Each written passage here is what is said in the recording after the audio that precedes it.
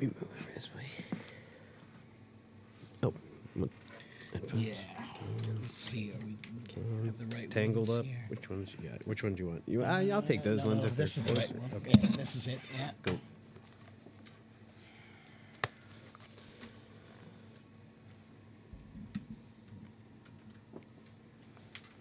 That's another common mistake that we make. Those ones. Those ones, and I was thinking about like the use of ones in Right. general is Yeah. just like so Right. strange and really makes no sense. I said that to What? myself the other day. I was like, ones? I was like, that Yeah. it really makes no sense, but we do. Right. Yeah. Yeah. I think it only makes sense. It's like You when can you get- explore it and it's- think it's when about you're it. Thinking Yeah. about the plural as a singular. right. right? Yes. That's the only way it makes sense, but it's not logical, you know. So yeah, Yeah. and that's why we do those. Yeah. Those ones, you know. Yes. Yeah. Yeah. Anyway. Hello. Hello, hello. Hi, Vivian. Z Sultani. Hello, everyone. Hamid. Check one. There we go. A little more goosed.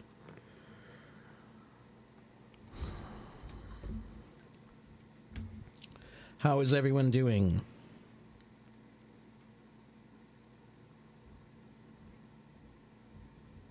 I finally posted a picture of Libby yesterday, and they were all like, Yeah. Explode. yeah. Yeah. Pet pictures and food pictures. Oh, it's automatic. yeah, you do good food, and Yeah. if you put a You cute can get them pet- both in it. too? Yeah, oh yeah, you're that's- doing well. Yeah, you'll rule the internet. Yes. That's reminds me of that South Park episode when they're doing their school news show, and think I they're getting remember that terrible ratings, and they're getting blown out by the only other show that's on. The school news. school, you know, AV club or whatever. And what is it? It's Clyde who does cute pets with a wide angle camera. Yeah, you know, like yeah, I cute do pets wearing a remember hat that. with a wide angle Yeah, camera or yeah, something like I do that. remember and it's that. just music with Yeah, cute dogs. And they're getting destroyed. Yeah. Yeah. Anyway. All right. Hello. And I hit 78,000 yesterday. Wow. And you know what else I was thinking about doing? And I was thinking, I don't know if you'd be interested in trying to do it with me or not. What's but that? I was thinking about doing a marathon session one day.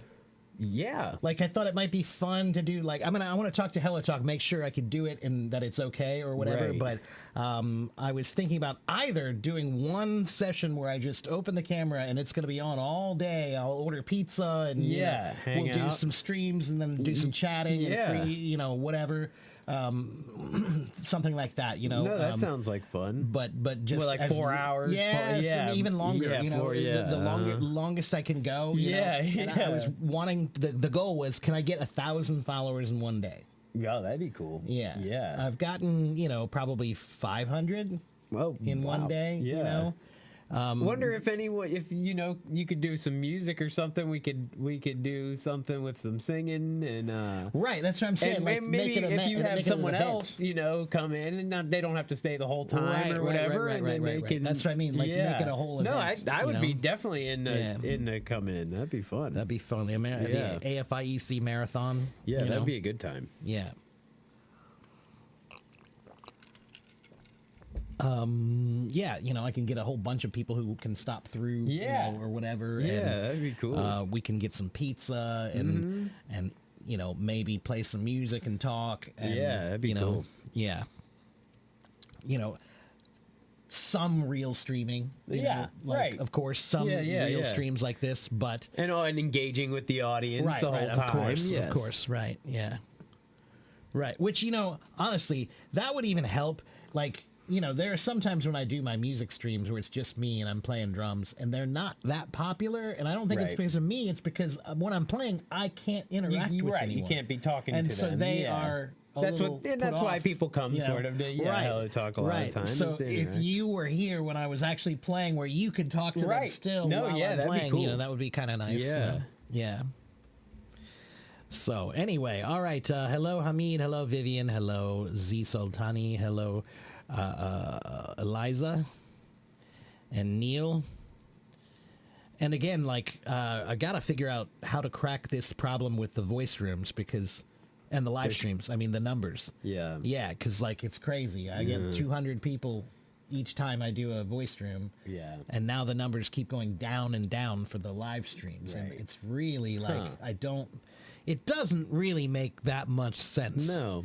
And you're live streaming consistently and more almost Right. now. Yeah. Right. And I've been asking my guests, but most, we took a bit of a poll on but Wednesday. almost everybody who actually comes to the live streams, they all say, Did you live ask in the streams." voice room? I didn't. I forgot to. And I do need to do that, though. I'll do that later today.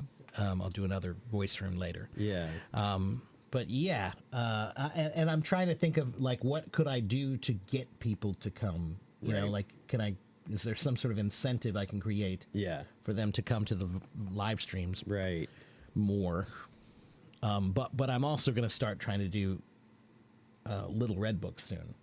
Oh yeah. Xiaohongshu. Yeah, and I'm hoping if Alyssa and I can put together like a little kind of, ad campaign kind of sort of thing, that I'm hoping I can get Yeah. new people coming on to Hello Yeah. Talk for that. All right, welcome everybody. We are here. We are ready. If you have questions, go right ahead. Ask us questions. I'm Teacher Mark. He's Teacher Clay.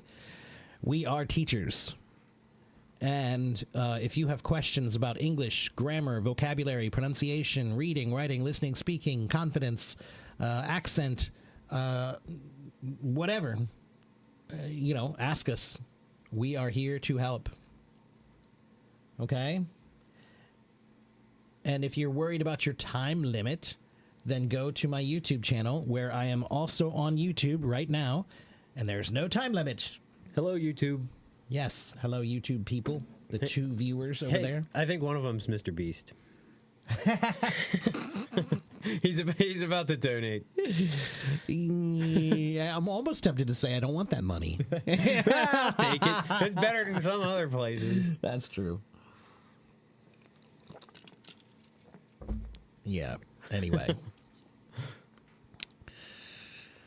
Neil wants to improve his writing. What's wrong with your writing, Neil?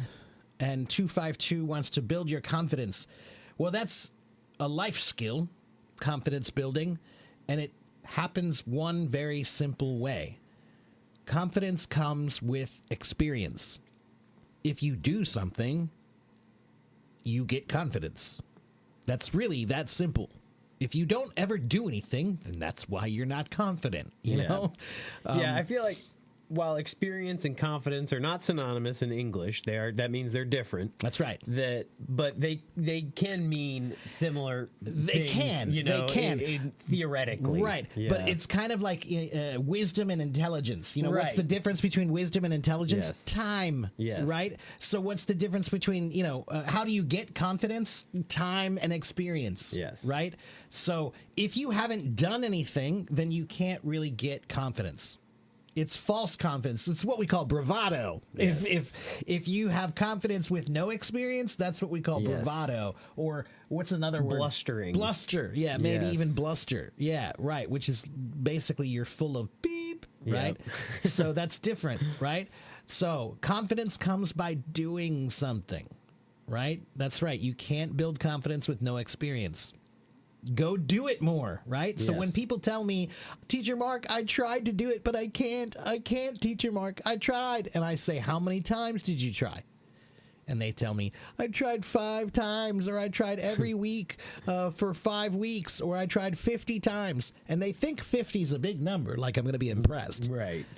And I tell you, if you haven't done it 1,000 times, then you haven't done it. Yeah. That's like, how many times does a basketball player need to shoot the ball before they even make one? Right. That's As why they you say know- the master has failed more times than the beginner has ever tried. Yes. Right? That's a great phrase. So, yeah, you got to go out and try it, guys. It's really, you got to do more. Yeah. It's that simple. Yeah. You're surprised that you're not good.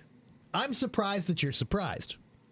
That's what I've found out about writing too. I like to write short stories, and the more you write, the more you get a feel for your own style, and you get a feel for what you're doing, and then you know, you can start to bend the rules and play with the rules once you know That's and right. understand everything, and that's important, and that's That's where exactly the right. the confidence and experience come together. In music, we say you spend the first 10 years learning how to play the instrument, and then the next 10 years actually expressing yourself. Yeah, that Right? makes So- sense. so- Being the artist, Right. yeah. The first 10 years, you learn the techniques and you figure out who you are. And then finally, you can be who you are and make Right. music, right? So the same thing is true with this. And who was it? Amir said, do you agree that it's also about accepting who you are? And yes, that is part of it. I think we should always be doing that. You shouldn't, you know, but you should always also be striving. Yes. You know, for However, things. being who you are, it's a funny thing. You're not anybody for a while. So what I mean is like when you're young, you haven't grown, You haven't developed learned your anything, identity. you haven't Yeah. developed your identity yet. So Yeah. you're no one yet. Yeah. You're still growing, you're still developing who you are. So that's part of this process of acceptance, right? Of what you're good at and what you're not good at, and what you like to do and what you don't like to do, and you know, Yeah, I don't think that means you should be unchanging. No. You know, and I think that's what I No, think no, no, sometimes no, that no. gets into is like he's saying, just accepting who you are. Oh, I can't do this. I don't No, think no, that. no, of I course know not. that's not Yeah, what yeah. you're saying. Right. That's definitely not what you're saying. I just think Yeah. that, you know, to go with what you're saying, is accepting who you are is important. You can't if you don't believe in yourself, then how can anyone else believe in you? Yeah. That's the key. Right. So accepting who you are is about believing in who you are And believing you in can yourself. change. Right. Yeah, Yeah. and believing believing- that you can grow. and you can grow. That's Right. the better way Yeah. to put it.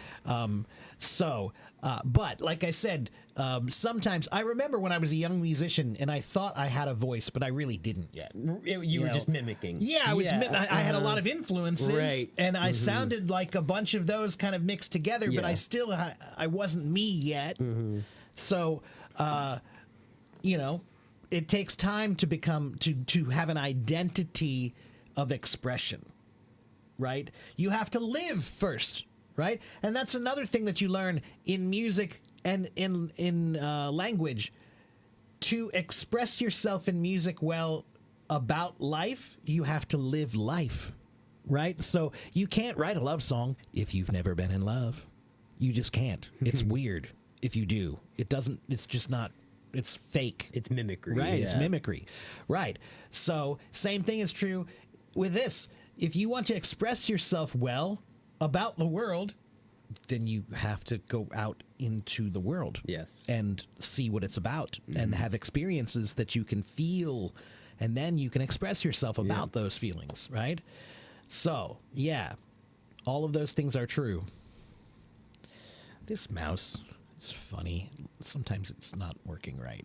Like this scroll is not always, Accurate. it's not always working. Oh. Look, I'm Yeah. scrolling. Nothing. Yeah, what the heck? I don't get it. No, that's annoying. What is the problem? See? Now it's working. You have to click all the way through. Or I don't something. know. Yeah. I keep looking for like, what's the trick? Yeah. Like, but I can't figure it out. All right, let's see. What is my opinion on English vocabulary and use books? They're good. I have them. They're a good source for learning vocabulary, but they're one source. Okay, so when you want to learn vocabulary, I think that's not a bad place to learn, but it shouldn't be the only place you learn, right? Always remember that. Think about those 8 different parts of language I always talk about, right? And each one of those parts, you need many, many different ways to practice that thing, right? So whatever reading practice you're going to do, you're going to have not just one way to practice reading, you're going to have many ways to practice reading. Writing practice, you don't just have one way to do writing practice with one book. You have many books, many different things that you do, many exercises, right?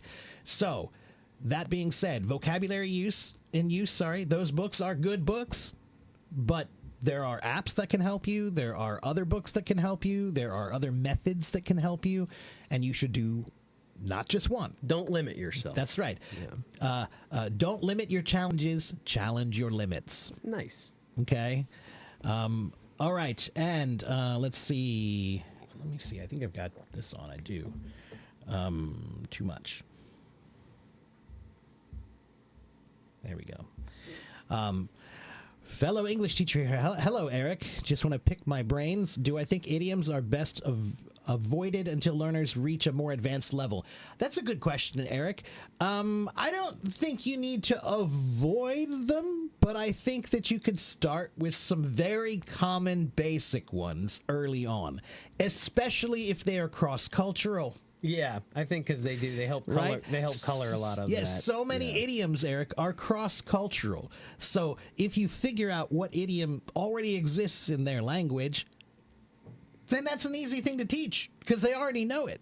In their language, probably they already do know it. So you just have to teach them, hey, we have that same one. For example, Eric, 2 birds with 1 stone is in English and in Chinese. Practice makes perfect is in English and in Chinese, right? They have a bunch of them that are the exact same thing pretty much.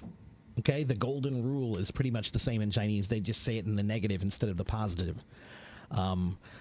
So that's what I would suggest. And then I also tell people, Eric, that idioms are best learned a bit at a time, right? So set a consistency level that is appropriate for you, meaning some people do 3 a day, some people do 3 a week, some people do 10 a week, whatever pace you think is good that you can achieve, choose some and then learn them. And Eric, I think that learning idioms shouldn't be done unless you learn where they come from, right? So many people have a hard time remembering where the idioms come from, or I should say they have a hard time remembering the meaning of the idiom. But if you know the story of where it comes from, I can't understand how you would forget.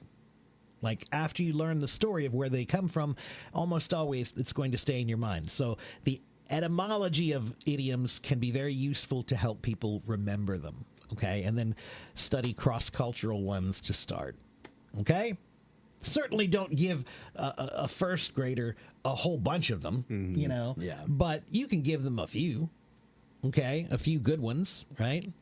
Like a piece of cake. That's a Yeah, good one. You piece can of give that cake. to kids. It's a Yeah. piece of cake. It means easy.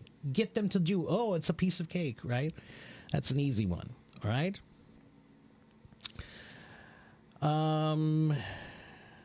Because there's always something that we have no confidence in our lives. Yeah, of course there is. Because we don't Amir. have experience Yeah, with everything. if you don't have, if you're confident all the time about everything, then you're a narcissist. Yeah. Okay. Nobody thinks that they're great at everything. Nobody's sane. Yeah. Right? It's not everyone who's not in the movies. Right. You know, Yeah. in reality, everyone can't be good at everything. Do I think shadowing can help build confidence? Yeah, of course it can, Eliza. Shadowing is a fantastic method for learning, but you must shadow the right person. Don't just shadow anyone, okay? So shadowing is one of those things where you can learn a lot of good things or a lot of bad things. It depends on who you shadow. Okay, so that's why I think if you want to shadow, you should. That's a great technique. But choose carefully who you want to shadow. And think about why you want to shadow them. You know, is it their vocabulary? Is it their pronunciation? Is their pacing great? Is their energy really good? Is their body language great? Their intonation? What is it about them and their teaching or their method? What is it that you think is great? You know, or not teaching? I should say, what do you think about their speaking? Why do you think their speaking is great? Think about it. That's important. If you don't know why they're great, that's kind of a problem, right? You can't you can't focus in on what to learn from them, right? So you have to analyze the person you're shadowing and consider all of these things. Clarity, volume, dynamics, all of these things are important, okay? Thank you, Israt. Thank you, Walat. Okay, no pain, no gain. That's right. A Pyrrhic victory. You want to know about that? That's a good one. Yeah. Comes from Roman times. That's right. Yeah, it basically means you won, but not really. Yeah, and it was named after Pyrrhus. Right. Yeah. Let's see. But that would be one I would not teach to No, kids. definitely, Pyrrhic then victories, it's- that's an advanced one. And it's high not- school kids, maybe. And it's even not really necessary. Yeah, that's a rare one. Yeah, it That's not is. a common one. That's in my advanced English book, not in a basic English book. Yeah. I don't know how I can read the written pronunciation of the words that use strength in letters. You mean where to accent them, Isra? And yes, that is tricky. It's part of why English is tough, because some words we accent on the first word, right, or first syllable, and some accent on the second syllable, and some accent on the third. So, for example, the word entrepreneur, the accent is on the third, which is weird. We don't do too many with accent on the third, right? But the word mischievous. There's the the mischievous that's in there. That's the strong point, right? So there are certain words that do the first syllable, certain that do the second, and that always depends on where they come from, right? The etymology, right? Entrepreneur is on the third syllable because it's French. That's why. The Sword of Damocles is what you're looking for, Saman. The Sword of Damocles. That's another good one I like. Okay, if I have taken many notes, many notes, how can I practice them? I started to just take one note every day, but I feel it's not working. What do you mean? When you say take notes, what do you mean, Ezra? I take one note every day. What Notes of what? notes of what? Vocabulary, grammar? What are you writing down? But yeah, just writing down one thing every day is not a very effective way to learn. That's like trying to learn math by doing one math problem every day. 2 + 2 is 4. Okay, good. Tomorrow, 2 + 3 is 5. Oh, wow. That's in about 10 million years, you'll learn math. Okay, so not a very effective method, I think. Just writing one thing down every day, that's not enough. It's not a good method. Why in the U.S. do people use the F word as a preposition? We use it as all kinds Yeah, of we things. use it as everything. It's the most useful word in the English language. It's probably the most versatile one. Let me just tilt this down into the hair. There we go. Hello, Mona. Hello, Lynn. So why do we use it as a preposition? Is a preposition. Why do we use it at all? Wait a minute. Preposition. Yeah, what? When is it used as a preposition? I can't imagine. I Yeah, can't think of I any don't think so situation where it either. says a preposition. Yeah, Walter. no. We use it as an adjective. We use it as a verb.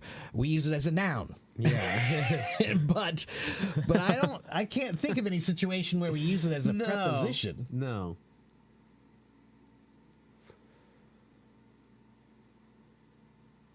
No. I'm trying. Yeah, me too. I'm really And trying. I've but used it in a lot of ways. yeah. No. Right. Me too. Yeah, Yeah. I'm sure. Yeah. Hello, Mona. Hello, Lynn. When you listen to native speakers, I take notes like idioms, vocabulary. Okay, Ezra, that's good, but it's just a tiny little thing. Okay? It's a tiny little thing. It's not enough for you to make any kind of progress in English. And writing the notes itself may be more help than even going back to them sometimes if you just Right. continue along a trajectory. Ezra, if I told you I want to learn Arabic and I'm going to write down one word in Arabic or one phrase every day, would you recommend that as a method for learning Arabic? I don't think so. Okay? Is it true that you do not pronounce the T usually at the end of the word? Which word? It depends. Sometimes. Yeah, it depends on the word. I think it's more common with G in a lot of cases. Oh, well, that's a very different thing, Yeah. dropping the G, going, you know, Yeah, uh-huh. right? But this, I think, is more like, well, Amir, give us an example of which word that you think drops the T at the end. Sometimes it turns into a D sound. Right. Yeah. That's what often happens is Yeah. the hard T becomes a soft D, right? But I'm trying to think, the word test. No, Yeah, that's a and hard I just- T. I just Important. thought taught. Yeah, Taught. taught is a hard T. Yeah. Those are all hard T's at the end. Right. No, that's a hard T also. Yeah. No, that would be not correct. If somebody's saying right without the Yeah, T. that's not good. No. That's type of bread. Yeah, that's right. Rye is bread. Not. That's right. Okay, so no, it should be right. I think sometimes you've heard they drop it. No, shouldn't be. Yeah. Shouldn't be. No. No. If that is a mirror, that would be a dialectical colloquial affectation, Yes. which would not be something I would recommend learning. It's basically almost like a speech impediment that you've learned, Yeah. you know, which is what happens sometimes when you let your speech go and you don't pay attention to it enough. It does degrade and you don't even notice, right? So if someone's saying right without the T, no. Yeah, no is the simple answer on that That's one. wrong. Okay, yeah, that's It is wrong. not right. That's correct. That's wrong. Yeah. This person is not my student. He is my co-host and co-teacher. I am learning, but Yeah. no, not. He's a student of teaching, Yes. right? So I am a teacher with many years of experience, and he is a new teacher. And so together we work together, and he learns a little bit as we go. Mona says, what does it mean when someone says, what kind of stunt was it? I've heard that on YouTube. What kind of stunt was it? Well, that depends on the context, Mona. Yeah. A stunt is a trick of some kind. A performative trick of some kind is a stunt. Okay? So, for example, you know, when I was a kid, we used to ride our bikes in the street, and we would get a piece of wood and some, logs, and put the wood on the logs, and then we would jump, right, our bikes, and that was a stunt. Yeah, you know? and We're there's like- many levels to Right. stunt, Right, And yeah. it's kind of a fluid sort of word. When that I can was mean younger, we anything. used to talk about a guy named Evil Knievel. Evil Knievel. Oh yeah, Evil had the Knievel. Evil Knievel Right, wind up bike and he'd right. shoot right out. He was a stunt driver. Okay, and what does a stunt driver do? They drive cars in crazy ways. Yeah. So he would drive a car and jump off a cliff, or he would Jump over 50 cars. 50 other cars. Yeah. Those are stunts, right? So that's the most common meaning of the word Yeah. stunt, is a performative trick of some kind. Okay, but. You could also mean like that stunt you pulled. Yeah, like you know? naughtiness. Yes. Like something naughty that you did or Yes. bad that you did. Maybe a teacher would say, hey, don't pull any stunts like that anymore. And it means you were naughty. You did some kind of a trick that was naughty. No more stunts, So it has two general meanings. One is the literal meaning of a performative trick like Evel Knievel jumping over a bunch of cars Yes. on a motorcycle, right? But the second way of using it is like telling someone to not do any naughty things. Right. Okay, jokes, pranks, tricks. Okay? All right. He has a strong American accent. Please tell Hey, him. Thank you. Candy, we both have a strong American accent because we are both Americans. Yeah. And we both come from the same place, Yeah. so we have pretty much the same accent. Almost. He Yeah. has just a slight bit of South in There him. is a little bit. Just a little bit. But we're pretty much from the same area, so we have pretty much the same accent. It is always interesting to me, those accent experts who can tell where people are from, like very specifically. Yeah, right. yeah. Yeah. That's interesting. I think I can do that with maybe one or two accents, but not much. But I can't get that specific. I can get, Midwest, North. But we do the same kind of thing in musicians. We do that where, like, I can listen to a record and hear one of my favorite drummers, and I've never heard that track before, but I can recognize his playing, Right. and be like, oh, that's Yeah, this guy, yeah. and we all do that. We'll listen to a Right. guy and be like, oh, that's Thelonious Monk on piano, like, oh, I recognize that Yeah. piano, yeah. Anyway, Let's see. Those swallowed syllables ain't a bug. They're a feature that makes you sound like a native. That's true. That is true. If you're swallowing the correct syllables. Right. Yeah. But the truth is, though, that's a funny phrase, though. You know, I like this point, though. Lee makes a good point. Guess what, everybody? I am not trying to teach you to sound like most people in America. I am not. Okay, we are not. Okay, we are trying to help you to speak better than the average person. All right. So sometimes you guys are asking us about things that you say natives do, but the things that those natives do are not good things. They're not positive aspects of clear, good language. They're missing the T on right. Right. Yeah. So you want to use gonna, wanna, shoulda, coulda like a native does. Yeah. But you want to use them all the time, and you don't understand that it's not always a good thing. And sometimes it's not good at all. Right? I guess that is where you drop wanna instead want, you drop the T in that. But it's two words. Right. You know, that's it's one, not, two yeah, combined it is. in. But it's right. It's that's the sort only, of the same. Yeah. That might be the only thing I can think of. Yeah. As I heard it, I was like, oh, maybe that's like the one. That could be it. Yeah. Please define literal and figurative with examples. Literal means literal, which means exactly what it is, right? So if you wrote it down, literal means just like the thing that was written. That's essentially what it means. If someone hits me with a club, I have been literally hurt. Right. If someone calls me a mean name, I've been figuratively hurt. Right. Yeah. That's a decent way to explain it. It's a little more complex than that. But. Yeah. But the word literal, it comes from the Latin word meaning from letters or writing.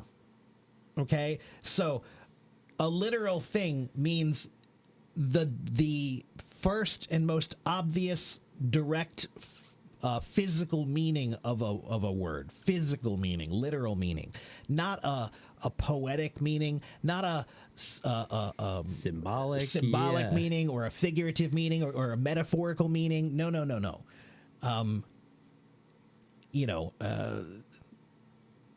Let me think. What's a good way to put it? Oh no, I know. I'll just do this.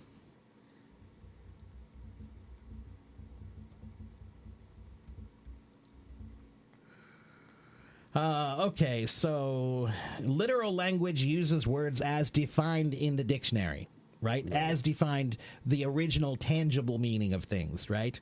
And it has a consistent meaning across contexts, but figurative uses comparisons or understatements or overstatements, or it expresses an idea or feeling in a creative way, right? So figurative things have creativity to them, but literal things are exactly what you're saying, right? So the difference would be, it was raining a lot, so I rode the bus. That's literal language. It was raining. It's literally raining. But when I say it's raining cats and dogs, that's figurative.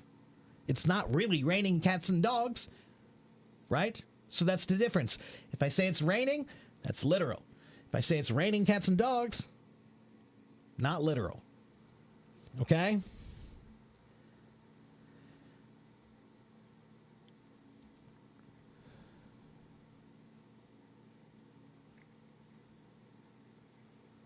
Ilias, hello, Ilias and Apu. Let's see. In what ways do different languages use tone variations to alter meaning, and why is this significant for oral fluency? Well, different languages use tone variations to alter meaning. I can't speak about all the languages that do that, but Chinese certainly does. Yeah, Chinese is a tonal language. Yeah. Ilias, technically, I feel all languages are tonal in some respect. Yeah, in some capacities. English is tonal, but it's emotionally tonal, right? So it depends on the emotion of the entire statement, not just one word or syllable even. But in Chinese, the pronunciation of the word can change the meaning completely.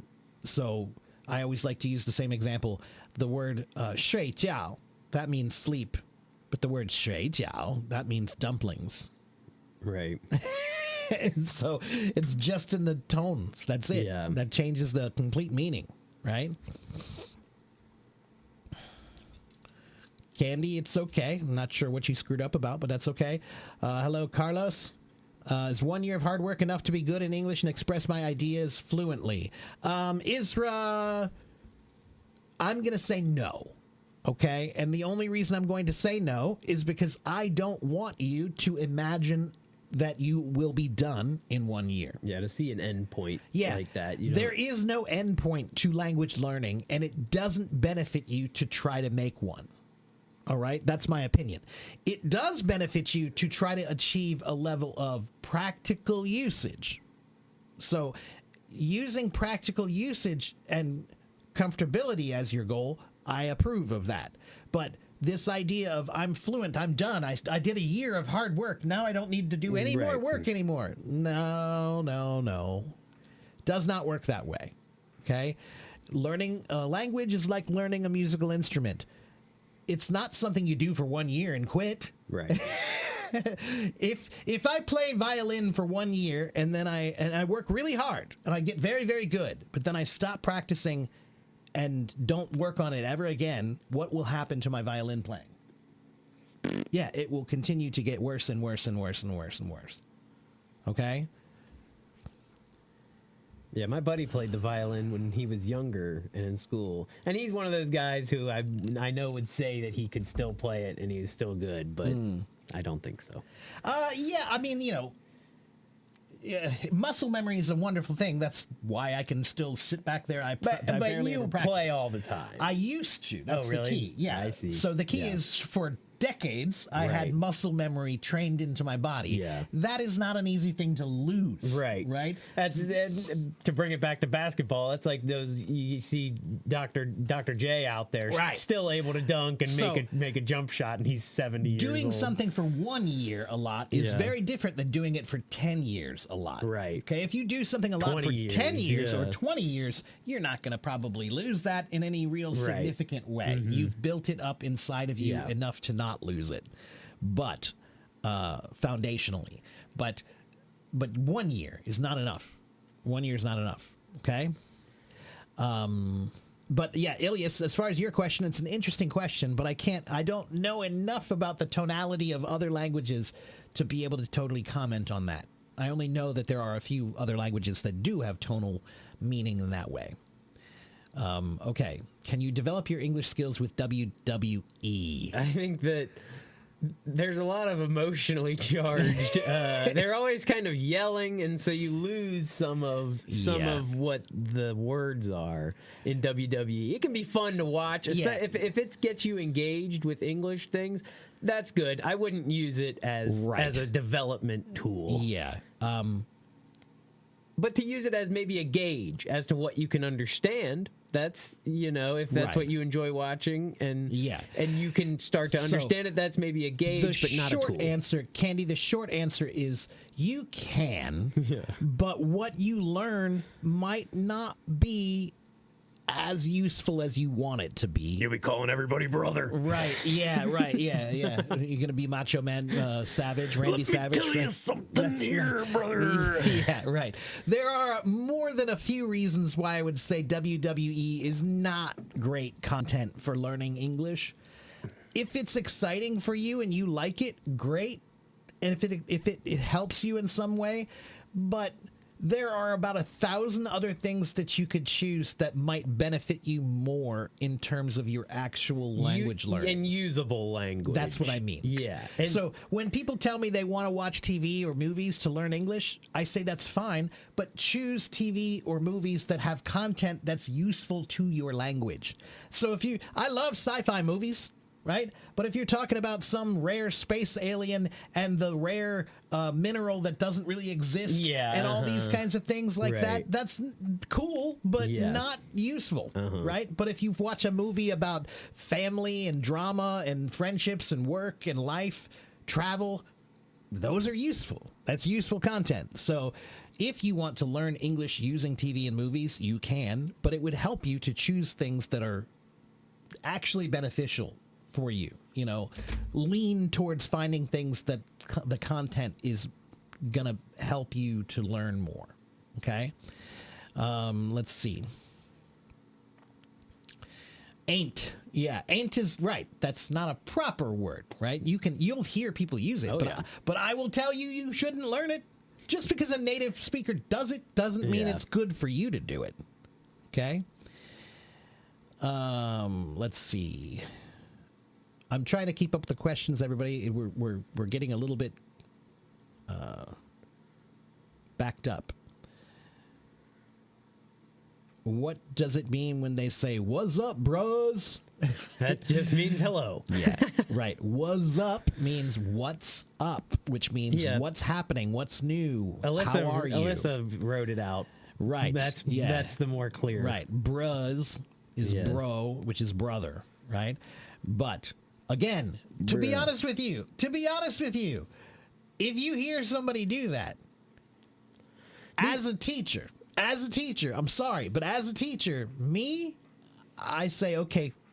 Well, and these are likely highly contextual situations, right? Where they're not; these are not people who are trying to teach English. They're not trying to speak English for anyone. They're not trying to speak well. They're not trying to speak well. They don't need to, and they don't care to. That's right. So and if that's not who you should probably be learning from. There's nothing wrong with the way that they're speaking, but that's not who you should be learning your English from. Here's the thing that again, the point here, the main point is. Just because a native speaker does it doesn't mean it's something good for you to learn. Okay? So, what's up, bruz? Those ones. You can you can learn it. You can learn it. But is it particularly useful to your language? No. And as a matter of fact, there are many places where you should not use that at all. Right. In which case, that's why I think you have to be more careful about what you learn. Because you think, oh, a native speaker said it, so it must be right, so I must use it all the time. And even if you said it to a native speaker who spoke like that, it would not generally be taken maybe well. It might not. Yeah. Yeah, they might actually think you're making fun of them. Exactly. You know? Yeah. Exactly. That's right. So sometimes when you try to get too colloquial with a new language, it almost sounds like an insult. It can backfire. Yeah. Right? It almost sounds like you're trying too hard. So be careful with that. Okay, let's see. Candy said he takes out his father right now, and he's taking out his father right now. Can I use the first one as a present continuous sense? Huh?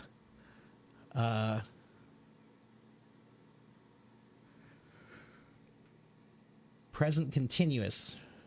He's taking out his father right now? His taking out his father right now is correct. Yeah. He takes out his father right now.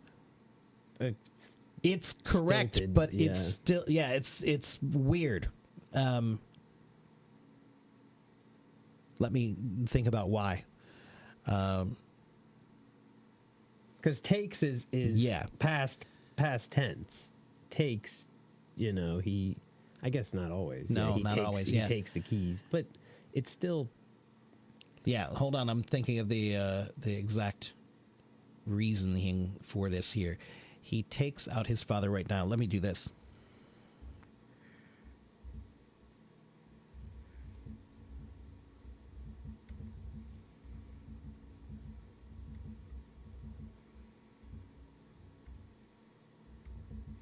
Oops.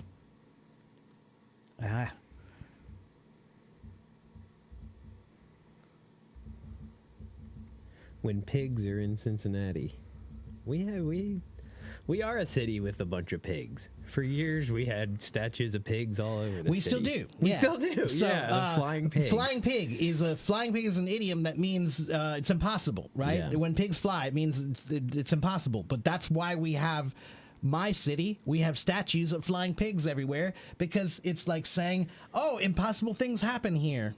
Pigs fly here." Okay. So let's see what the ChatGPT said here, given this sentence here. So he takes out his father right now. It's grammatically incorrect due to a mismatch in verb tense and time expression. Right. So the verb tense error, takes out versus right now. Takes out is simple present tense, which is typically used for habitual actions. He takes out the trash every Monday, or general truths like water boils at 100 degrees Celsius. Right now is a time expression that signifies an ongoing action, and that requires present continuous sense. So that's what I was trying to figure out in my head, was where's the conflict? The conflict is between takes out, which is simple present, and right now, which is an ongoing action. That's present continuous. So that's where it doesn't match up, right? Yeah, and takes out is a phrasal verb that has many meanings too, right? So then that also confuses it. Yeah. And the word order is a little bit funny too. Yeah. He is taking his father out right now. Would be much better. Yeah, he is taking his father out right now. Okay, so, and guess what, everybody? What did I just do? All I did was ask ChatGPT. And I just told you what ChatGPT said, Candy. Okay, so I just typed in your sentence, and I asked it to analyze the grammar and tell me what's wrong. Okay, so I wrote in, he takes out his father right now, and said, please tell me what's wrong with this sentence. There it is. AI can be very useful for things like that. A gang dispute. Yeah, right, yeah. Okay, sorry for being slow, everybody. I'm going as fast as I can, and the mouse is still giving me weird... John Cena does speak well. He does. He does speak well, and he speaks Chinese too. Yeah, as far as if you're going to watch any of the wrestlers, that's true. Yeah, although, but he would be much better to learn from if you watched one of his movies. Yeah, he has a bunch of movies where he has actual dialogue that's not weird WWE dialogue that turns into a jumping contest. No offense to WWE, I'm not a big wrestling fan or something, right? But I'm just saying. I told you about Billy Corgan. And he wrote for WWE. Did I tell you about No. it? So when he quit Smashing Pumpkins, he loved WWE, and he went and wrote storylines for them for like 5 years. Storylines? I thought you were talking about music. No, he wrote storylines for the WWE. Wow, that's a very Billy Corgan thing. Yeah. It seems. Okay. He's a weird dude, but I would say John Cena has a Midwestern accent similar to ours. Yes, he does. And when he speaks, he is pretty clear. He is pretty clear. Yeah. He does that in wrestling. Oh, right. You're recently watching Disenchantment. It's great. It has good vocabulary and idioms. I tried to watch that show a couple times. It didn't do it for me. It's another one of those ones that's like a Simpsons spin-off cartoon. Oh, right. Yeah. I loved Futurama. Right. But I think that was timely. Whereas this one feels a little forced. Yeah, and I know. Yeah, it just came out a few years ago. Yeah. But yeah, at least it has good idioms. If you find it useful, and then those writers are smart too. Yeah. Simpsons writers are. Please give me an easy way to study the IELTS without getting bored. Mira, I'm sorry, but there are none. You will be getting bored. Okay. That's like asking, can I climb Mount Everest easily? Is there an easy path to get to the top of Mount Everest? If there were, people would do it, right? So the IELTS test is hard, Mira. It's hard. If there were some magical easy way to pass it, everybody would do that thing. It's hard for good reason. If it weren't hard, it wouldn't actually measure anything, right? It has to be hard to force you to learn. So, Mira, I'm sorry. I know you want a better answer. You can make learning interesting if you try, okay? But it can't be all fun. Okay, climbing a mountain is not always fun. When you climb a mountain, sometimes the view is beautiful and it's nice breeze and you're like, wow, this is great. Then you get to the next part and you feel like you're going to die, right? You feel like you're about to fall off the mountain, right? Your lungs burn. That's right. Yeah, you can't breathe. It's hard. You're hungry. You're tired. You're cold. That's climbing a mountain. There's no nice, easy way to do it. unless you're rich and you get the somebody to carry you for, you know, or to fly you, right. fly you up on a helicopter. But there is no secret code. You just have to do the work. Okay. Yeah, and the helicopter in this metaphor is a translator, which you just right. What's the difference between depends on and rely on? Let me think. Let's see.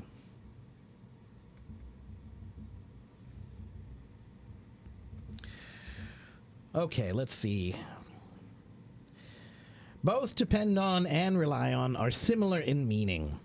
They both refer to or talk about needing to trust something or someone. Yeah. However, there's a slight difference. Depend on is about a necessity, a condition, or a requirement, right? So it implies some kind of stronger, unavoidable need. It depends on this thing, right? I want to go to the movie this weekend, but it depends if I get a good score on my test. Right, you wouldn't use rely in that situation. Right, exactly. Yeah. So I guess you could. We depend on oxygen to breathe. The trip, our vacation, depends on the weather. Children depend on their parents for food.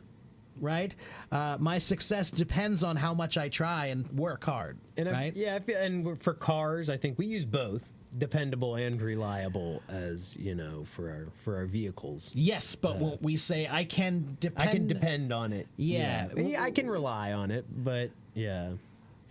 So this is another one of those words that the answer is always going to be. Sometimes it's exactly the same thing, and sometimes it's slightly different. Right?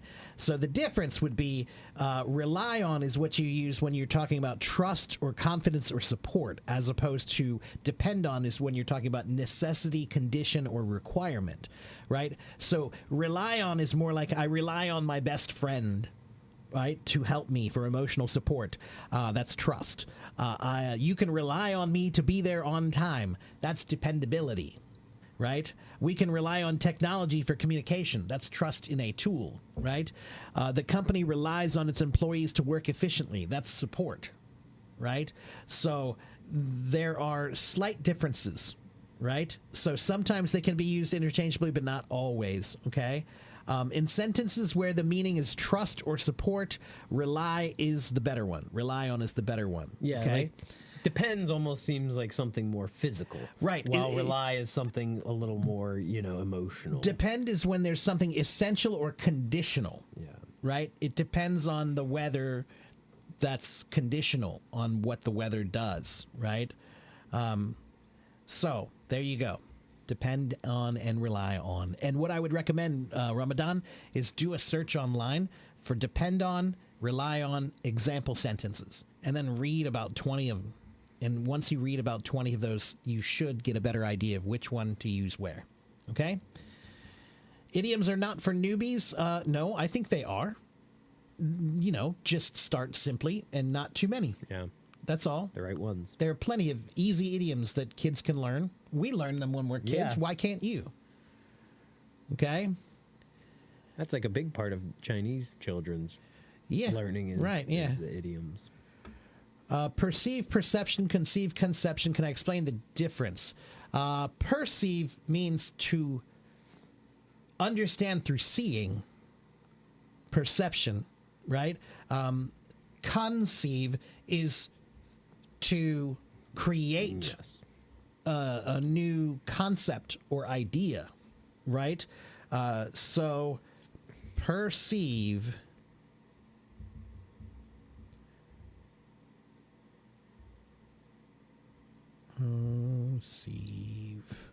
Perceive comes from the French word perceiver, and then it comes from the Latin word percipere, which means to gather, obtain, seize entirely, or take possession of. But it also means to grasp with the mind, right? To learn, to comprehend, and to look at something is in a way to take possession, right? To take stock of it. So perceiving is to see something and to understand it, right? Through seeing it, right? Conceive, though, and perception would be the noun form of it. Yes. So perceive is a verb, perception is a noun. Conceive is a verb, conception is a noun. Okay? But conceive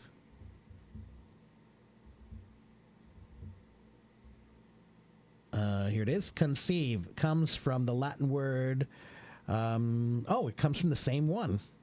Concipere, meaning to take in and hold. No. Yeah, so this one, the original meaning is the same thing that we use today about pregnancy. Right. The original meaning of conceive is to give birth. Yes. To conceive. I conceived a child means I gave birth to a child. So to conceive has the literal meaning of to give birth to a child, or a figurative meaning of to give birth to an idea. That's to conceive of something, okay? And conception would be the noun form of it, okay? That's a concept, right? That's where you get the word concept from, okay? All right. Hello, Natalia. Hello, everybody. And again, I'm going as fast as I can, everybody. Sorry. Yeah, there's a lot popping up. Multiply, propagate. Propagate comes from the word that means to spread around, right? So propaganda is misinformation that's been spread around, right? Propagate. You propagate seeds. Yes. When you have seeds, you yes. throw them out in the field, you spread them out. So the word propagate is talking about spreading something out wider, right? Propagating information, right? Multiplying is just increasing the numbers by that same number. It's like a piece of propagation. Right. Yeah. But multiplying might not spread anything. No. Right. That's why I was saying it's only because the perception. I mean the propagate brings it to that next level of spreading Right. it, whereas multiplying just means So in stacking. an agricultural sense, they are almost the same. Yeah. Right? You're propagating plants, you're multiplying plants. It means you're making more of them. Right. Right? But in a mathematical sense, they're slightly different in the sense that multiply just means to make more of. 5 times 5 is 25. That's multiplication, right? But propagation is to make them, but also to spread them out. Yes, to take that 25 and put fives in. That's right. In other areas. Okay. Let's see. When I say if you have an infection, the bacteria will blah, blah, blah in that place. What can I write in the blank in the meaning of becoming more? It will... that's a good question. Propagate could work. Yeah. Let me give you a couple. Multiply could work. Let me give you another one, though. Let's see. Let me see if I can find something that might work better for that. Proliferate could be, maybe.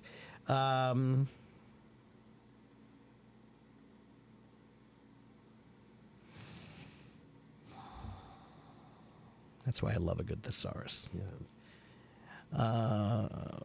Multiply, propagate, proliferate. I think those would probably be the 3 most commonly used words. And multiply would imply that they're growing in numbers. Propagate would imply that they're growing in numbers and spreading. Okay? Or what was the other word I said? Proliferate, which just means to grow, really, more. Okay? So, I think that's the answer. Yeah. Okay, let's see. Use O3 Mini high version of ChatGPT if you have a subscription, much more accurate. Yeah, I have a subscription to like the big one. You know, I as a teacher, I need to have the full model, so I paid for it. And I use it a lot. We know that force equals mass times acceleration, but sometimes we use an old car will have poor acceleration. What do we mean here? Is it speed? Yes, it means acceleration means speed from 0. Yes. Yeah. So if you're accelerating, you're gaining speed. Right. So speed is just a number like 50 miles an hour, right? 50 kilometers an hour. That's speed. But acceleration is how many seconds did it take you to go from 0 to 50 miles an hour? That's acceleration. Okay, that's why people like electric cars. They have incredible torque and acceleration. So whereas they technically have no acceleration, they Right. just go straight to exactly that the torque. speed. Right, Yes, that's exactly right. That's why, but that's what it feels like. Yes, Yeah, exactly. right. Yeah, like they do accelerate, but Yeah. it's that the, almost the scientific instantaneous. idea of it. Yeah, Right. Yeah. Okay. What do I think about Quillbot? What is that? That's it's sentence checker. I've used it. For I think it works really well for a lot of the writing I do. Artem, I've never used it, but Clay Yeah. has. Hello, Lillian. Is grammar important in learning English? If you're taking an IELTS test or the TOEFL test or some kind of an English test, grammar is important. If you're in school, in high school or college, grammar is important. If you work at a job like you're a lawyer or a doctor or an engineer, language is important. If you work at a customer service center, grammar is important. But if you don't do any of those things and you're just living your daily life, walking down the street, on an average day, walking down the street, grammar is not that important. Okay? So what do I think you should do about grammar? You should work on it always, but worry about it only sometimes. Yeah. Okay? So worry about grammar only when you need to worry about grammar in those situations I mentioned. Everywhere else, don't worry about it. Worrying about it is a bigger problem than bad grammar. Okay? Acceleration and deceleration, is it gaining speed in the opposite? Yes. Mm-hmm.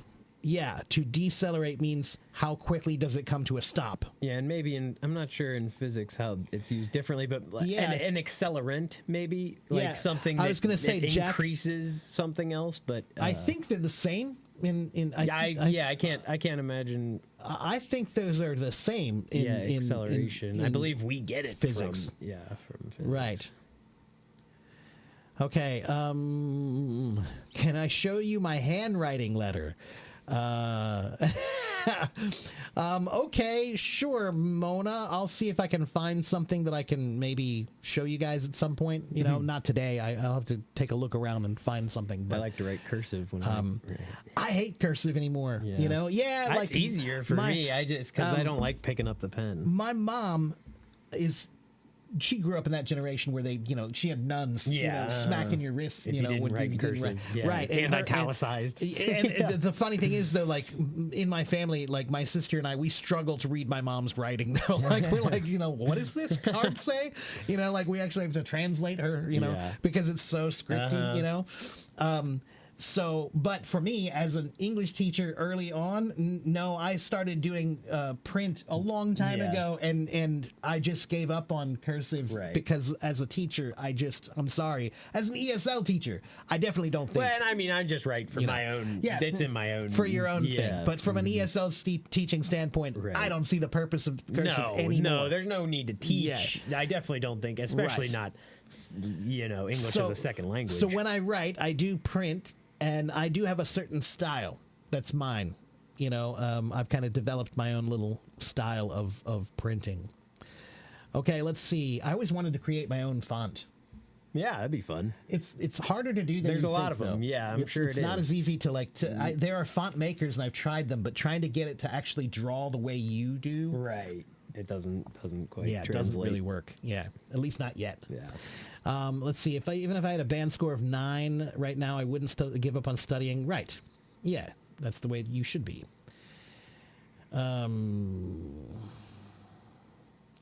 Right. Jack says, if you want to find an easy way to do the IELTS, if it were easy, everybody could do it, so you have to do something that separates you from the others. I agree with that, Jack. That's how I've always been, is I always think about when I'm taking a class. I don't know why my brain is this way. I always think, what is everybody else doing? And how can I do more? I always, this is my OCPD brain of always wanting to go I always, if I don't feel like I'm near the top of the people doing the most effort, then I feel like I'm lazy. That's funny. Yeah. So, yeah. I mean, it doesn't always benefit me, but sometimes it does. Okay. Wow. Still trying to keep up. Tight as a boiled owl. I have never heard that. That might be a British term because we've never heard it before. Yeah, no. It's, Tight as a boiled owl. Never heard that in my life. no. It's a word salad-y one. Yeah, I can't even imagine what that would mean. Yeah, do a search online. It's probably a British idiom. Yeah, calculating speed with time is acceleration. That's right. That's what I'm saying. It's about the number of seconds that it takes to go from one speed to another. That's acceleration. Could I please talk about my English certificate? Sure, I have a TEFL certificate. I got it in 2000... What year was that? I think it was maybe 2010 or 11. I think 2011 maybe. I think I got my Oxford English teaching certificate for teaching English as a foreign language, or teaching English as a second language, they call it, right? TEFL.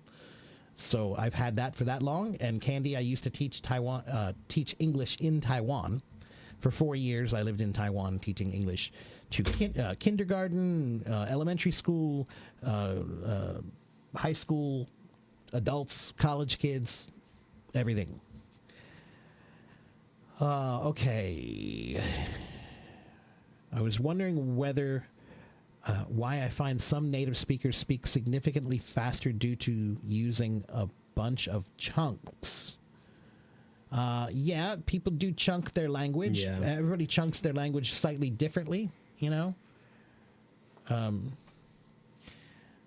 glad you like the background, Mosen. You love to improve your handwriting? Okay, that's good. I have two friends who do calligraphy. Oh, cool. Like really well. Yeah. Like beautifully Yeah, well. cool. One day, I don't think I'm ever going to get married, but if I do, I know who's going to do my invitations. Yeah, I have that's two cool. people who could do them for me, Yeah. and they would look like, wow, the queen is getting married. Yeah. Yeah. Anyway. My English level is A2. I study at middle school, and I don't live in an English-speaking country. How can I improve my level? Let's see. Ooh, that's an interesting name. Gulicheshra, I think. Might be. Is it? I'm going to say Guli. We're going to call you Guli. So Guli, you need to practice your reading at a higher level, your writing at a higher level, your speaking at a higher level, your listening at a higher level, your grammar and your vocabulary at a higher level. So you need to push yourself on every level more than you are. If you want to get better, you must push yourself. That's it, everybody. If it's not hard, then you're not doing enough. Okay? It's an American idiom? No. No, it is not. No. No. I guarantee it is not. That is not even an idiom. I'm sorry. But tight as a boiled owl. Where did you hear it? Where did you see it or hear it? It's a nonsensical expression. Yeah, nonsense. It's nonsense. And it says it originated in the late 19th century. They were doing all kinds of weird stuff with poetry back in those days. Let's see. Where does it come from? Primarily heard in the U.S., but yeah, that's that would be what we call out of date. Yeah. That's an expired term. If you use that term in the United States, nobody will know. Nobody would. Okay, have I promise you. that. His mom is a teacher. My dad is a psychologist with Yeah. a PhD, and I promise, if you asked his mom that question, she would not know. If you asked my father, he wouldn't know. Right? My mother is also very well read. She wouldn't know. Okay, I'm an English teacher. I don't know that term. I've Yeah. never heard that in my life. So what I I would say, consume all kinds of media, and Right. I've never. yeah. So never heard Candy, that. what I would say is that one is so old and out of use that we don't know it. So you should not even don't. And it seems like Yeah, even don't at the bother. time, it was a nonsense phrase. It was. Yeah. right. Yeah. Okay. And again, please be patient, everyone. There are too many comments here. Let's see.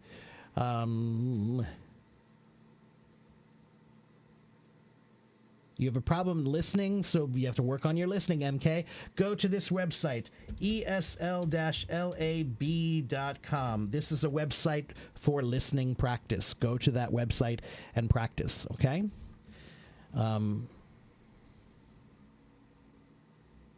Oh, it's not as bad as I thought. No. Sometimes this I think it didn't. I thought so too. I was like, holy crap. Wow, man, we're getting really far behind. Yeah. And Miriam over here, what does promises mean? Promises means don't say something that you can't make happen. Yeah, and it's said with a sarcastic tone. Yeah. So if you say, I'm going to. I promise I'll get you ice cream tonight. Yeah, right. Yeah. Or if we go, if you get a good grade on your test, then we're going to go to Disney World.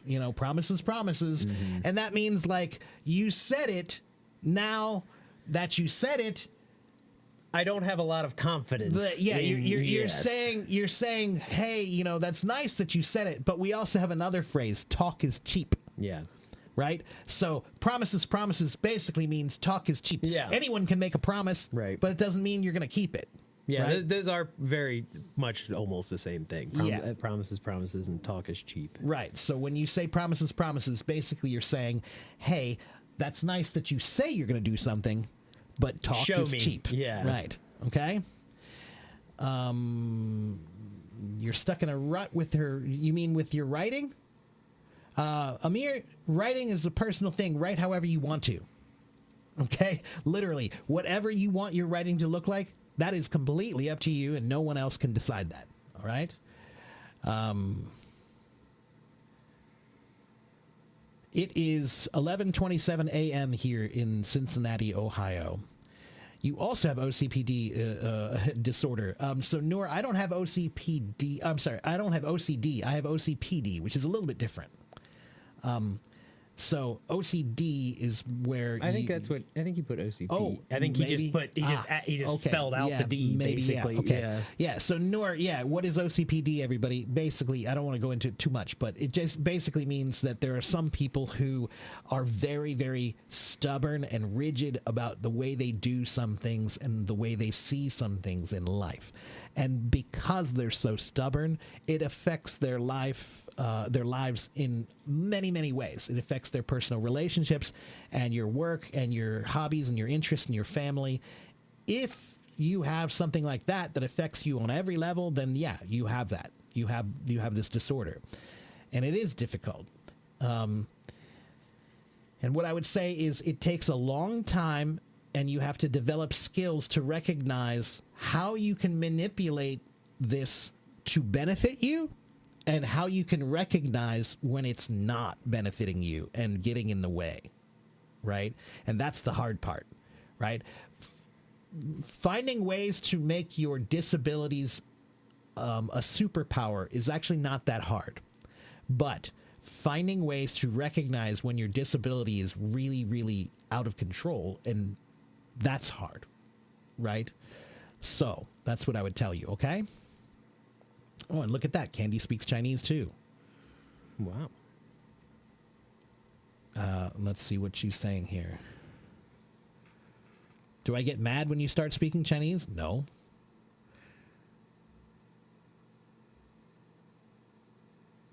Let's see. My question is, when I am typing or charting, I can chart... Maybe chat? Yeah, I think chat is what you mean. Yeah, chat. But I can chat very well as a native, but when I want to talk face-to-face or voice, I forget. Right, so chatting meaning typing. Right. Okay. Yes, so King... how many times have you sent text messages? Probably hundreds of times, right? So texting and chatting, you've done that a lot, I bet, right? You've probably done a lot of practice with that. That's why you're good at it. But if you've only tried talking 20 times or 30 times, then that's why you're not good at it, because you haven't done it as much. It's real simple, okay? Do it more. The more you can speak with someone, the more comfortable you will feel and relaxed you will feel. Okay? Do not know why there's a difference between the 8.5 and the 9 in the IELTS exam. Yeah, I agree. To be honest with you, anything above an 8 should be good enough. Like the eight should be it. In my opinion, if you score an 8, that should be like getting a perfect score on the IELTS test. Because really, anything above that is more than the average native knows. Right. So I feel like it's Unnecessary. It's not only unnecessary, it's kind of silly. Gatekeepy. Yeah, it's gatekeepy. And it's like, wait a minute. We don't require the native speakers to do this level, but we're requiring the non-natives to do this level? That doesn't make any sense. Yeah. In which level can I say that I can speak fluently? C1 or C2? No level. Fluency is a feeling of comfortability. That's all it is. It has nothing to do with how many words you know or what level of words you know, even. Fluency is just about, do you feel comfortable using the language to express yourself? There is no level associated with it. The thing that's important about fluency is, does the language live in your mind comfortably? If the language lives inside your head comfortably and you don't need to translate anything when you think in English, then you can be fluent. But if you are translating everything in your head, not fluent. That's the difference. Yeah. Okay? Fluency is when you're not translating anymore, so that means you have to get comfortable with the language in your mind. Okay? To stand the test of time. What does to stand the test of time mean? It means, Clay, you want to? Yeah, to stand the test of time means that something continues on for a long time the way that it is. Yeah. So if a statue, a large stone statue, would stand the test of time over 100 years, it would still be standing. Yeah, time, in this case, the word time basically means for all time. Yes. Right? Forever. Yes. Right? To stand the test of time means, will it last forever? As long as possible. Yeah. Will it last forever? All right? It's that simple. Okay? So will this law stand the test of time? Right. Right? Laws are things that we make new, and some of them last for a long time. Some of them not. Will these new technologies stand the test of time? Right. Or will That's exactly AI right. be pushed away? AI. You know, will AI stand the test of time? Right now, it seems like it's amazing, but maybe 50 years from now, people will say, oh, yeah, no, it's not that important, right? Let's see. Ugly as Sin. That's a good one. Let's see. Most stories in the picture books are written in past tense. When we talk about the pictures, should we use the past continuous tense, or can we also use the present continuous tense? If you're reading the book, you should read whatever's in the book. But if you're talking about the book after you read it, then it depends on what you're trying to describe in the book, whether you use past continuous or present continuous. Talking about the specific situation and present continuous. Right. If you're talking about the events, I don't know. I guess it would depend on a lot of things. Let me show you something here. Okay, so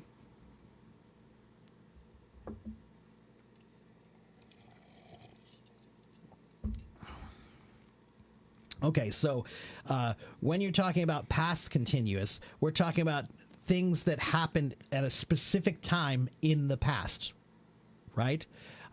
So I have been to the baseball game 10 times in the last 5 years, right? So that's in the past 10 times in the last 5 years, right? So I always say that that's talking about 2 time periods, the past all the way until the present, right? And then we have present continuous, and in that one, you're describing an action that happens at the current moment, but it's still going, right? Something you're doing now, but it's continuing into the future, right? I'm cooking my dinner. Right, I'm cooking my dinner. She is studying for her exam right now, right? Is studying. That's current, now, continuing into the future, right? So the difference is this. One is talking about something that was in the past all the way up until the present, and one is talking about the present up until, the continuing future, right? The foreseeable future, we call that, right? But I'm kind of trying to understand, why are you reading picture books and then talking about them? I'm not sure I understand. Aaron, let me help you. I think what you need is just a better source of reading. So let me give you one. Go to eslfast.com, Aaron. This website is a website. It's free, and it's for beginner to intermediate level, and they have about 3,000 short stories that are all beginner to intermediate, not that difficult, and they're maybe 2 to 5 minutes long. They have a recording that you can listen to as well. Good vocabulary in there and everything, right? So use eslfast.com for your reading, and I think that you'll do better than these picture books that you're using. Maybe. Okay? Neymar. Wow, he's in the stream. Hello, Neymar. Yes, and yeah, look at that. And Candy says, I'm also an English teacher. Okay, well, good for you.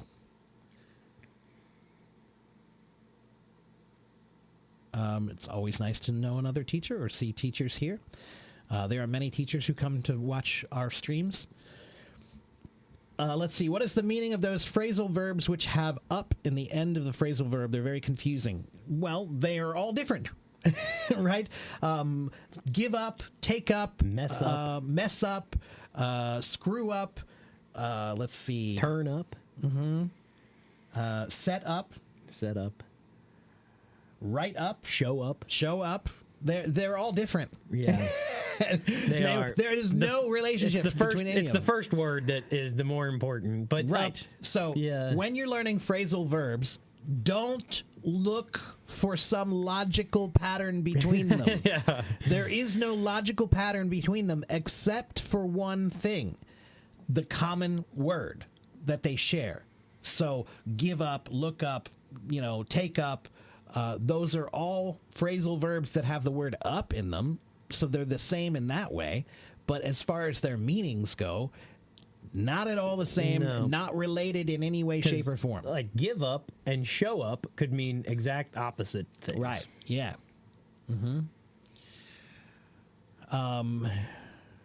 Or give up and take up arms. Yes, right. To give up, I give up. To take up arms, now you're fighting against me, So, yeah, very different, okay? Let's see. Atta says, I'm good in daily conversation in English, but when it comes to cue cards and the IELTS, I start to struggle and I fumble a lot. Okay, so guys, let me put it to you this way. Taking a test is a skill. So, it's something you can practice. It's something you can work on.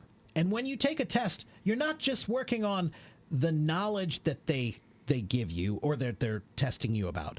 There's also the techniques, the methods that you use to take a test. Those are something that you should practice and improve as well, right? So if you're taking a test that has a time limit, practice doing things with a time limit. That's a skill that you can develop, that you can get better at. I can write something in 5 minutes and be done. Right? Not be nervous. The more you do it, the more comfortable you get. Then when you take the test, you won't be nervous when you write. Okay? Learning how to speak spontaneously, that's a skill. Right? Learning how to write spontaneously, that's a skill.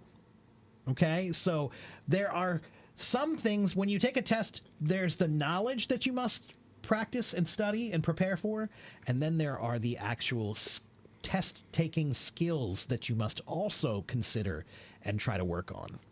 Okay?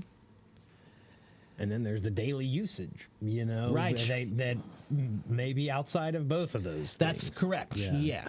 And that's, again, why I have a problem with the IELTS test in general, is because I feel like the IELTS test doesn't teach you practical usage of the language. No. It teaches you mastery of the language. Right. I was going to say it tries to turn you into like a teacher, a grammarian. As opposed to a student. Right. The bar is too high. Yeah. Does retreat mean escape? Not exactly. No, retreat means to withdraw from a battle. withdraw from a fight is to retreat. Okay? That word, if I remember right, let me see. I guess because treat would probably come from treaty, I would imagine. It comes from the Retreat. word trahere, which means to draw, meaning to pull, right? So meaning back and draw meaning to pull back. So again, okay. to pull back. That's retreat, right? So when you fought a battle, you are the king and you send your troops into battle, but you see they're not doing so well. So that's when you call for retreat, right? And they use the horns or something to get their soldiers to come back, to draw back, right? The word draw has a couple of meanings, right? Like that's why we have the word drawer. What is a drawer? It's something in a desk that you pull open to put things in, right? You draw it open. So to draw is a word that originally means to pull back. Okay? So in this case, the word retreat, means again, and treat comes from the word that means to draw back. So to pull your troops back again is to retreat. It doesn't sound as brave as run away. That's right. Run away, run away. Run away. Let's see. You think you can recall our memories and use present tense? Well, yeah, in some cases you can, Patricia. Yeah. You have a problem with synonyms which are not totally identical, like they're different in certain contexts. Are there any solutions? No. Because each example is going to have its Yeah, own specific right. things that are different. One of the beauties of the English language is that we have so many words that have a very, very similar meaning or almost the same meaning, which means that you can color your language very uniquely, right? Everybody can say things in a unique and specific way. The way I talk is the way I talk. No one else on this planet talks like me. Okay? That's Like the way it William works. Shatner. That's He right, yeah. talks in Yeah. a different way. Yeah, that's right, yeah. Good God, Bones. I think we have a problem.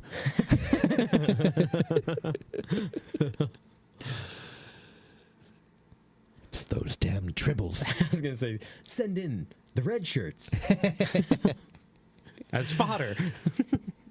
Can I confidently say that future perfect continuous is not used at all widely among all only natives, but also non-natives? Yeah, look, there are 12 different tenses in English. They're not all equally used, right? There are some that are much more rarely used because the situation that they require is rare. Yeah. Right? So simple tenses are common because those are the common things that happen in daily life. Yeah, and I think right? some of it comes from literary sort of device, to create some of that. That's right. Some of language is affected by how much is written and how much is spoken. Right. And in the case of tenses, absolutely, the tenses are used to make writing more descriptive and more clear, right? In spoken language, it's much more easy to try to explain yourself at the moment. Right. But when you have a book, there's nobody there to explain it later. So that means you have to get your words right now so that the reader by themselves can understand exactly what you meant. Right? So spoken language allows you to explain yourself.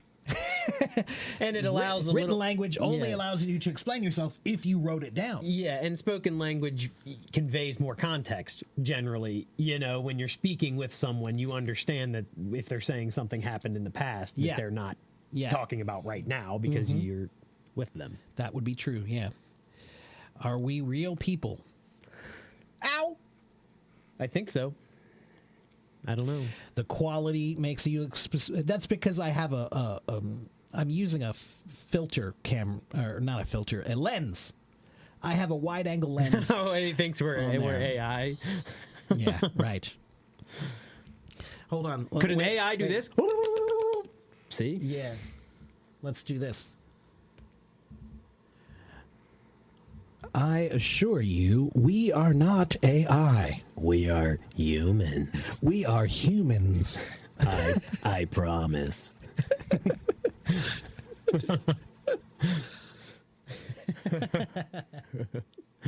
That's fun. There you go. That's fun. Okay, what else do we have here?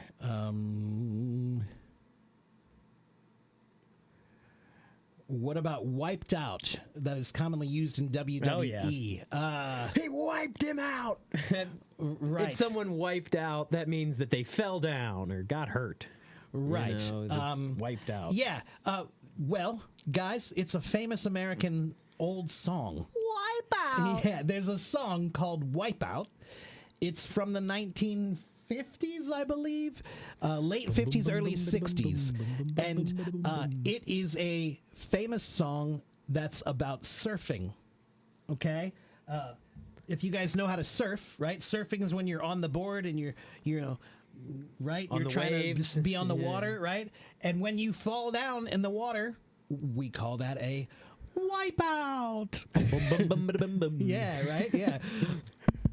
Yeah, nice. Yeah, perfect. There's Wipeout, right? Yeah, that's the song right here.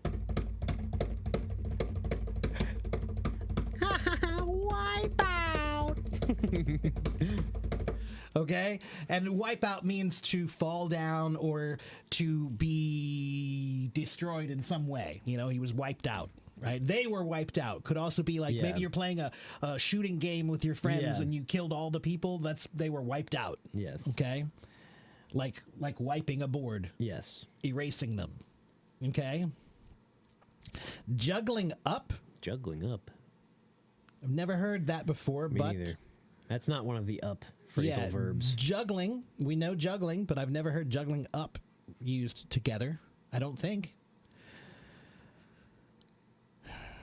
Do I think the IELTS tests are all about techniques and are not directly related to the language? No, I didn't say that. Yeah, I mean, it is directly related. It's to the related to the language. I just think it's a test that has a bar that's too high. They're asking you to do more than a native. Much more in That's most much cases. more. Yeah, Yeah. much more. It's a language test that does not need to achieve that level. That's my problem with it, is that all language courses around the world, I don't care where you're learning any language in the world, the goal of the language should not be mastery. The goal of the language should be practical ability. Right. That's it. Right? So the reason why so few people actually learn a language successfully is because they have the wrong goal. They have the wrong goal. Yeah. They're teaching people to try to be masters of Spanish and masters of French and masters of Chinese. Yeah. Instead of teaching them to use it and be able to Right. express themselves Right. with it. And that's the wrong, I think, frame of mind to be in. It totally anyway, is. that Yeah. it's sort of trying to be above, as opposed to actually Right. being with, Yeah. the language. Yeah. And again, I always tell people, if you took a music class for 1 year or 4 years, and at the end of that time you couldn't really make any music, somebody would say something is Give me my money back. terribly wrong with the way you teach. Right. But we do that, at least in the West, in America. The success rate of language learning in schools is something like 13%. Yeah, that seems high. Yeah, right. Honestly, I thought the same thing. Yeah. 13% of kids who study for 1 to 4 years will have some ability with that language when they're done. And even fewer will remember it 5 years later, right? So that's a terrible success rate. And the reason why is because they're trying to teach these kids mastery. In the first year, you should do almost no grammar at all, in my opinion. All the grammar you should do should be practical grammar only, and only for the sense of just, Listening and understanding the basics of forming the language. Right. That's it. So rudimentary grammar is okay, but I think they go farther than that in just the first year. Right. Yeah. So, you're gonna take the IELTS test and you're kind of intermediate English. What's my advice? My advice about the IELTS test is, 1, you should try to prepare at least 6 months to 1 year in advance. That's number 1. 2, you should have great materials to help you. either a course online. There are many preparation courses online, or the preparation books that you can get. There are 3 companies I recommend: Kaplan, Kaplan, Barron's, Barron''s, and Cambridge. Those 3 companies make excellent study materials for any test. Okay? I highly recommend any of them. Okay? And then focus on your weaknesses. If you're really good at speaking, then that's not what you need to practice. If you suck at writing, that's what you need to do more of. All right? And if you can, plan on taking the test more than one time. Okay? I know it's expensive, but if you think in your mind, I'm going to take this test again, then the first time you take it, you'll be more relaxed. Okay? And you can consider it almost like a practice test. And if you're more relaxed, you're probably going to do better. Mm-hmm. So you might not need to take it a second time. Right. So that's why you should always take a test with the idea in mind, I'm going to take it again. Mm-hmm. All right? Shout to somebody, shout with somebody. Throw and throw at, different. Yes. To shout to somebody and shout with somebody. Shouting to somebody would be like, hey, yes, come over here. Shouting with somebody would be like, hey, come over here. Okay? So I'm shouting to someone. That's me. Shouting with someone. That's together. Yes. Right? To throw and throw at, that's the same. I'm going to throw something at you. The only difference is throwing at directs it. That tells you where it's going. Yes. To throw something doesn't specify where.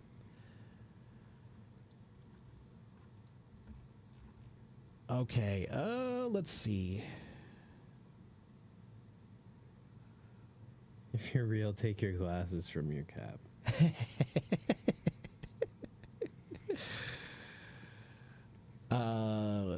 Yeah, let's see. Surfing or web surfing, the same word, but when we use with the noun, they have different meanings. Yes and no, it's not actually a different meaning. Okay, so to surf means to get on a board and float on the water, and you go where you want to go. Right? Surfing is a very free sport that has very few rules to it, right? It's a and you have a very sport open of freedom. You have a very open place to play. That's right. Yes. Yeah. So web surfing is similar to surfing in that when you get on the web, it's like you're going anywhere you want to go, Yes. just like when you're in the ocean surfing. The ocean of information. There's no place that you're not allowed to go. You can go wherever you want to. Yeah. If you want to go out further on the water, great. If you want to go left, right, come in, go out, it's all up to you. Right? So that's surfing. That's what it means. Okay? Could I please pronounce U and O? Sometimes it can be pronounced similarly. So we have A, E, I, O, U and A, E, I, O, U. Those are the vowel sounds. The long vowel sounds are A, E, I, O, U. The short vowel sounds are A, E, I, O, U. A, E, I, O, okay, that's about as good as I can do it. All right. Let's see. Yeah, I don't know why people keep thinking we're fake. No, it was the same guy. Yeah, I guess. So that's to say America is a monolingual country, mostly. Yeah. Lee, you go down I don't south. remember what the percentage of people who actually do know a second language in America, but it's not high. In Texas and in Miami is a huge city for Spanish speakers, and there are places in Miami you might have trouble if you only speak English. That's true. Yeah. So what I would say is, Lee. Yes, the majority of Americans do not know and where we another language. live is all, pretty much all English. So what I would say is, in terms of learning languages as a new language, yes, you're right that we're monolingual. Mm-hmm. In terms of, is there more than one language here? Yeah, there is. We have lots of Spanish speakers here. We have lots of speakers from every kind of language here, but especially Spanish, right? So it's monolingual in the sense of education. It's multilingual in the and sense as far of as like immigration. Yeah, as far as the governmental, you Right. know, signs and things like that. Oh, You gotta get going? I do gotta get going. Okay. Yeah, and it's probably almost about time noon. for me to wrap up here too. So I'll tell you what. Let's just do this. Okay. Let's just catch up, and then we'll just Yeah. wrap up together. Sounds good to me. All right. Let's see. English vocabulary and use by Cambridge. That's a good one. Yes. Sure. That's another good one. Raymond Murphy. That's another good one. Okay. Best website advice to learn PTE. PTE. I always love when people give me Pearson test of English. Interesting. That's another one I didn't know about. No.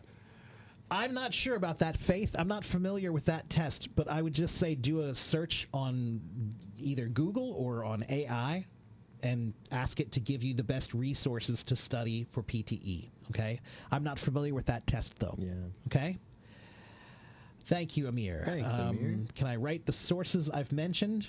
I think you're talking about the books I mentioned. Sure. ESL Fast and Kaplan. oh, I think that's what they're talking Yeah, about. yeah. Kaplan, Barron's,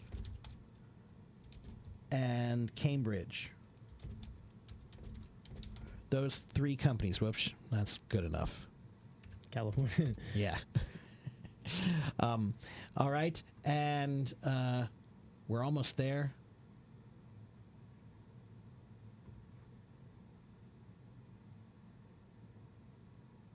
One Chinese actress once mentioned that she joined my live stream and learned some English from me. What? That's cool. No kidding. Who was that, Lee? Yeah. What Chinese actress? Yeah, I'm curious. That's funny. That is. Yeah, I'd like to know who that is. What's the difference between critical and crucial? Similar. They are almost the same. Yeah. In most cases, they're interchangeable. There are Yeah. a few situations where they have different meanings, but in most cases, they're Yeah, interchangeable. over 90%, I would imagine. Right. they're Yeah, that's what I would interchangeable. say too. Yeah. Okay, guys. All right, we're just about done here. What is the difference between high volume vowels and low level vowels? Amir, that's an interesting question. You mean by low level, you mean One's like this. you mean softly, right? So you're asking if there are any differences in the vowel pronunciation based on volume? That's an interesting question. Yeah. I don't think so. Not really. Just Emotional. only in the Yeah. sense of how much breath you use, right? Projection is about breath. So the softer you go, the less projection you have. So in that case, whispering, for example, whispering is very different, right? Because technically everything comes out as a breathy sound. Yes. That's very different, right? Okay. And yes, ask me that again maybe later. Zhang, I think he put her Oh, name. Zhang Jing Chu. Okay, Zhang Jing Chu. I'm going to look that up. Thank you for that, Lee. I appreciate that for telling me. That's funny. That's Yeah.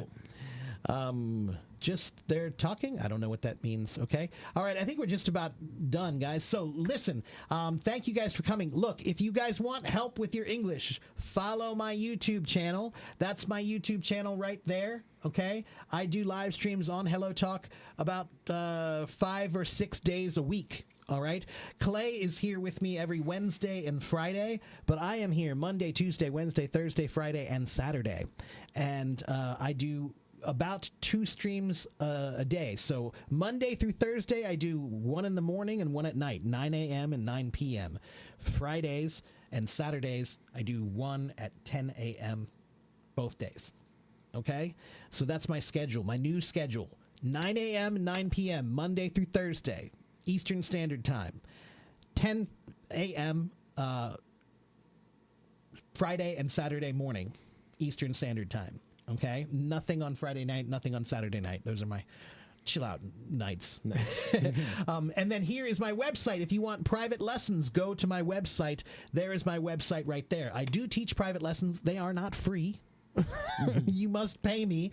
We're teaching you here now for free. Yes. So if you want private lessons, you can support me by buying some private lessons from me, and I will help you much more than you got here just in general. Okay? All right. So that's going to be it for both of us here today. So thank you guys for watching, and thank you guys for following and coming and participating. Have a good morning. Have a good afternoon. Have a good evening wherever you live in the world. And remember, learning a language is hard, guys. You want the easy way. Can you tell me how I can learn Arabic in 2 days? No, I can't. Can you tell me how I can learn Chinese in 4 weeks? No. No, I cannot. Right? English can't be done in 1 year. It can't be done in 3 months. It just can't. All right? I don't believe anybody who says otherwise. Yeah. All right? I just don't. I think it's what we call a gimmick. Marketing. It's marketing, right? Yeah. So they make you believe you can, so they can sell you something, but you can't. All right. All right, guys. Thanks. I'll see you guys next time. Bye, guys. Bye-bye.